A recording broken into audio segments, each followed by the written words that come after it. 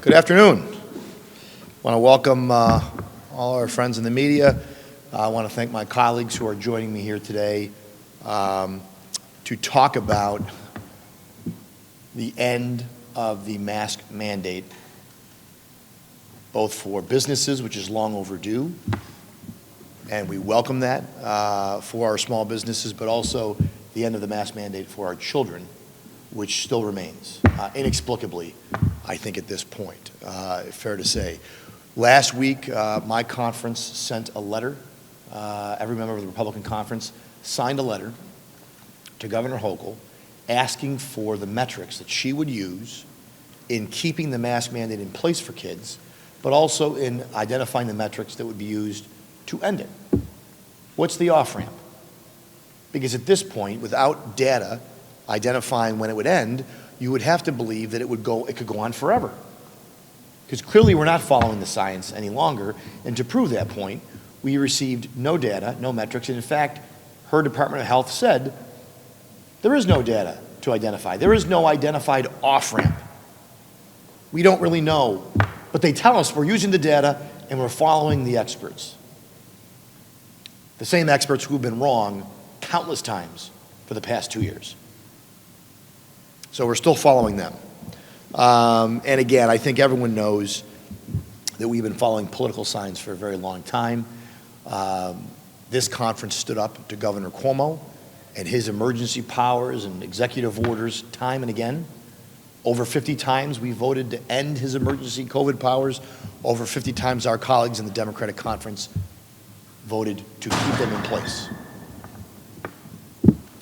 To prove that point right there. But this conference continues to stand up for rational thought, for science, for freedom, and our colleagues across the aisle, really, the narrative is the same as it's been the whole time. They have no interest in governing during the pandemic. They have no interest in providing a check on the governor, whoever the governor is. They have no interest in providing any type of backstop or involvement. They are content to let whoever the governor is or whoever the health commissioner is. Going back to Howard Zucker, a health commissioner who lied to them, who lied to all of us, who lied to the public about countless things. And now they want to trust the health department again as they consider making permanent changes to governing public health during any kind of an outbreak, not even COVID specific, behind closed doors by unelected bureaucrats. It is a disgrace. It is a disgrace. Our colleagues across the aisle have shown no backbone and a complete abdication of their responsibilities as elected officials. And Governor Hochul, who I had some hope for, would operate in a far more transparent manner than her predecessor. She has gone down the same path, even worse in some ways, because at least we all knew that it was Governor Cuomo making these decisions. She's hiding behind the health commissioner. She's hiding behind unelected so-called experts with not even providing any details or metrics as to when it might end. And that is not how government should be done. And our conference will continue to call that out when we see it.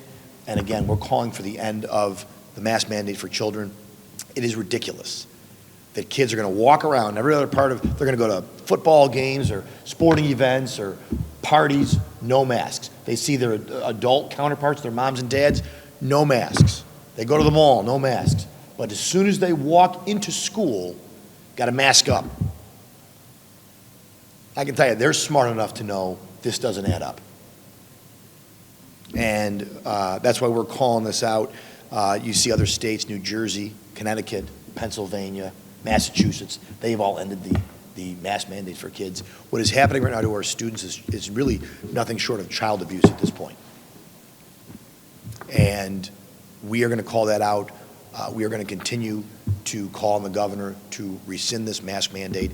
This should be the end of mandates. School districts know how to keep their kids safe. Parents know how to keep their kids safe. Teachers know how to keep their kids safe. They've been doing it, by the way, for my entire life. Beyond that, suddenly now we think that everybody needs Albany to tell it what to do. 2 years almost beyond into this pandemic. And again, without any sort of justification by the governor or her Department of Health. So that is what we are here to do today, calling on the end of the mask mandate. She has said she's going to wait till the winter break. She should do it today. There is no reason to push this off. I was at a school district last week when a student asked me point blank, do you think I'll be able to take my mask off before the end of the school year? I had to tell him, I certainly hope so, and I'm going to fight that you can, but I don't know the answer to that. I have teachers that don't even know what their kids look like without their masks. I have kids that don't know what their teachers look like without their mask. And we're talking about even in child care centers, 2- and 3-year-olds. This was tried by Governor Cuomo last summer. This conference stood up unequivocally, and Governor Cuomo backed down, rightly so. Governor Hochul, looking to outdo him, has continued to put it in place. We have no idea what the negative impacts are going to be on 2- and 3-year-olds wearing a mask for the entire day. I was at a Niagara Falls school district on Saturday, and there was a mom there, and she brought up a good point. Most of us, even during the height of the pandemic as adults, we wore a mask for 2 hours, maybe an hour, maybe a half hour. It was very, you go to the grocery store, then you get out. You stand up from your table, you go to the bathroom, then you go back to These kids are wearing masks 8 hours a day, 9 hours a day, every day. I don't think I've ever worn a mask that long. So what we are doing to them is even more than we asked adults to do at the height of the pandemic, let alone 2 years in, with all the metrics showing that there has never been significant spread in schools, even before there was a vaccine, which is a credit to our parents, teachers, and school districts. And it is, again, the reason why this mandate should end today. At this point, I want to call up a colleague of mine, someone who knows about this, not only as an elected official, and someone who's been calling this out the whole time, but he knows a little bit about this because he's a father of small children, so he speaks from personal experience. He also ran a busing company and dealt with schools and transporting our most precious resource, our children, back and forth to schools. And so he is someone who comes to this with a wealth of experience and knowledge, and that is my colleague, Senator Mike Martucci. Absolutely. Sorry. Thank you, Leader. So look, you're absolutely right. You know, when every morning before I come here to work, part of my morning routine is getting a kindergartner and a first grader ready for school. And that's not an easy task, as many of the parents behind me know. But the part of the morning that's always a fight is the part where we have to put the masks on. And the leader said it best when he said it doesn't add up. I have a 5-year-old and a 6-year-old whose combined ages add to 11. And together they know more than the majority in this legislature and our governor know about what's happening in our schools. They're living this reality every single day. So I couldn't be prouder to stand here with my colleagues calling out this injustice to our kids and going to the floor today and bringing an amendment on behalf of this conference and the millions and millions of New York school kids, 2.3 million kids that go to school here in the state of New York, to fight for their right.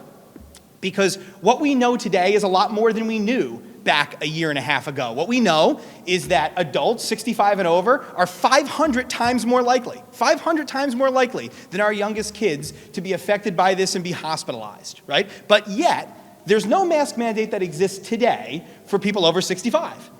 So one would ask, why? Why do we have a mask mandate that's applying to a group that, again, is 500 times less likely to be affected? As the leader said many times, and it has to be, it warrants being said again, it's about political science. It isn't about the real science. You know, every time I turn on my television, I'm sure you have the same experience here and at home, you see Dr. Bassett. And Dr. Bassett has a new television commercial about why it's so important. We have to get our children vaccinated, and we must make sure they're wearing masks.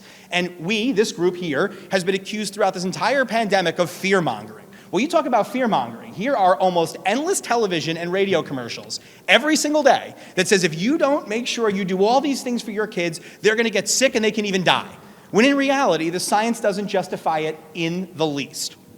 Now, our conference today is going to present a common sense amendment that is a long overdue amendment that is finally going to put the control back in the hands of parents. Our parents get to do one thing, which is make healthcare decisions for their children and get to make education decisions for their children. And it's time today that the governor stops substituting her judgment for judgment of parents around this state.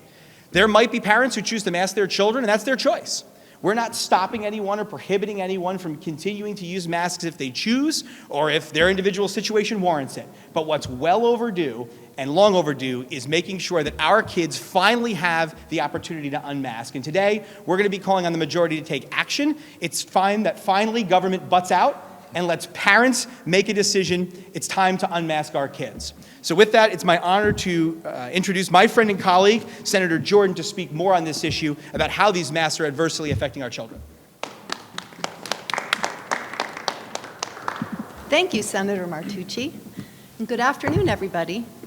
I'm proud to stand here with my Republican colleagues today in a unified message, to say, end the mask mandate for our school children.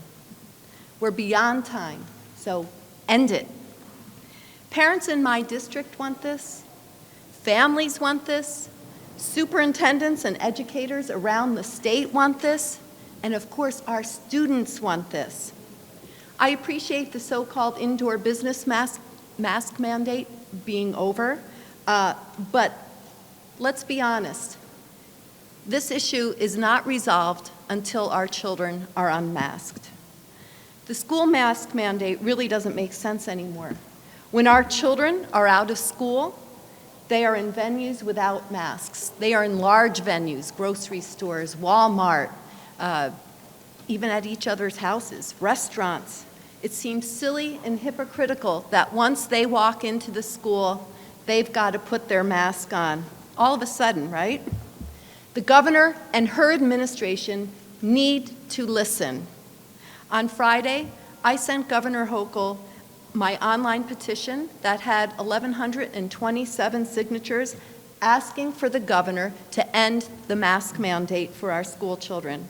Over 900 of those signatures were placed in the first 20 hours of that petition going online. Look at our neighboring states, Massachusetts, Connecticut, Pennsylvania, New Jersey. They all have off-ramps at this point. New York, we're at the whim of the governor and what she decides. New Yorkers deserve to know which metrics and so-called science the governor's administration used to make this misguided decision that keeps the masks on our school children at this point in time. Though she has given general categories of the metrics that'll be looked at, there are no specific thresholds that must be met to end the mask mandate.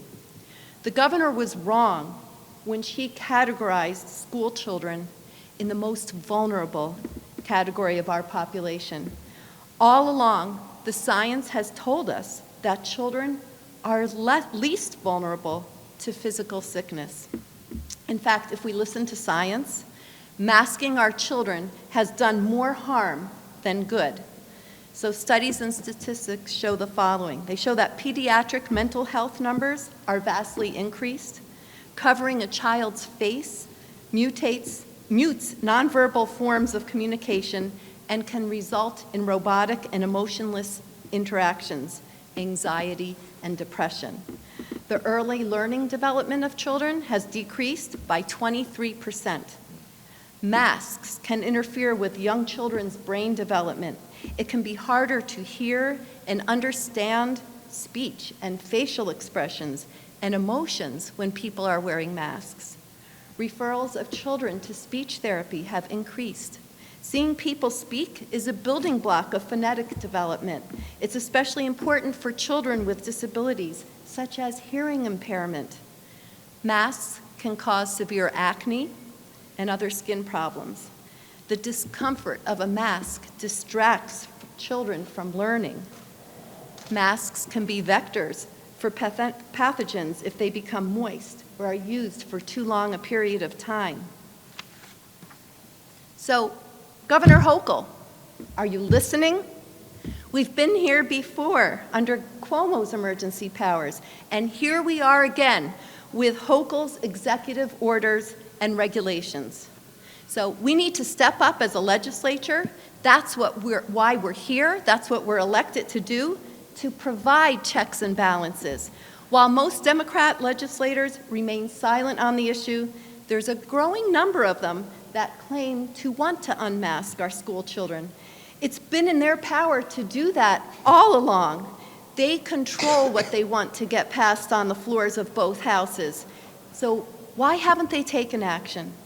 We, the Senate Republican Conference, are going to put this up for a vote on the Senate floor today. We're going to force a vote on this, thanks to a measure by my Senate colleague, Senator Martucci. And I know where I stand. I know where the Republican Conference stands strongly. And we're going to see that where the Democrats stand today. New Yorkers deserve to know. And we stand firm in our conviction to unmask our kids. And so now I'd like to turn it over to my colleague, Senator George Burillo. There he is. Thank you very much. You know, I've said before that a crisis like this has always been used as an opportunity to take away our freedoms and liberties, to strip us of our ability to really govern ourselves. That's what this is all about. But this has been particularly egregious because we are using our children as pawns in their effort to keep control, to keep people afraid. Okay, that's what they want. They want you to be afraid to send your children to school, but it's okay to go out to Walmart, that's all right. They want you to be afraid to go out and vote. They want to keep the fear alive as long as they can because that has been very productive for our friends on the other side of the aisle this last 2 years. And now our children are suffering needlessly. They get it. They know that this is a ridiculous mandate that has done nothing for them. But it gets even worse. The phone calls, the emails, the text messages that I get from concerned parents is, what's next? Are my children going to have to be vaccinated, quote unquote, in order to go to school? We don't know the answer to that yet because there is no science behind this. It's about politics. It's about special interests. And it is absolutely about being able to continue to manipulate the population, keep them afraid. So if there are folks that would like to hide under their bed until somebody who knows nothing about you or your family or your health tells you to come out, that's up to you. That's your freedom to do so. The rest of us, including our children, need to get back to our lives. And that's why we are standing all here together, because we know it's time. They know it's time. They're afraid. But my constituents, the people of New York State, they've gone from being afraid to being angry and frustrated. And really, they've been hopeless in some ways that this is ever going to come to an end. So today's the day, not tomorrow, not until some arbitrary date that the governor chooses. Today is the day that we take back New York for our children. Thank you.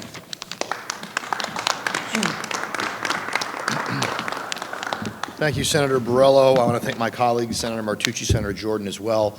I think you can hear the frustration even in my colleagues' voices because we go home and we hear this from our constituents, from our parents. And I just want to close with 2 points that were made. One is that we know that the time has come, that the justification for these mandates no longer continues. But as Senator Burillo pointed out, the Democrats across the aisle, our Senate colleagues, our Assembly colleagues, they have been able to do something about this the whole time. They have been unwilling. That is what has allowed Governor Cuomo and now Governor Hochul to do what they are doing. So when they say, oh, we would like to do something, they don't have to tell you, they can just do it. But what's really going on, it's the same thing with some of the bail and criminal justice changes. They start to want to change it when they realize how bad it's been. When they realize that their constituents are saying, you know what, this is going to be a problem. Again, political science. When the politics shifts on them, then they're very quick to come out and we got to change this. Just this week, there was a perpetual candidate in Rochester who tweeted out that this is going to be a problem for Democrats. We have to take this issue away from the Republicans. This isn't an issue you're taking away from us. This is about our children and our children's ability to get an education and not be encumbered and mandated to do things that the rest of us aren't mandated to do based on nothing but fear. And it's easy to do. We all want to protect our kids. It's easy to say, you know, our kids, they're always vulnerable. But we know, as Senator Martucci said, the science simply does not back up that this population would be the last one to remove their masks based on all the data we know for the past 2 years. So I want to thank my colleagues for taking a stand on this. We're going to take a stand on the floor today. It may not be the last stand we take. We will continue to push for the end of these mandates and the end of this, the fear, governing by fear, whether it's Governor Hochul, Governor Cuomo, or the lack of political will and spine from our colleagues across the aisle to do the job that their constituents like them to do, which is to govern and provide leadership, and they have failed at that for the past 2+ years. So with that, I'm happy to take any questions on this or anything else.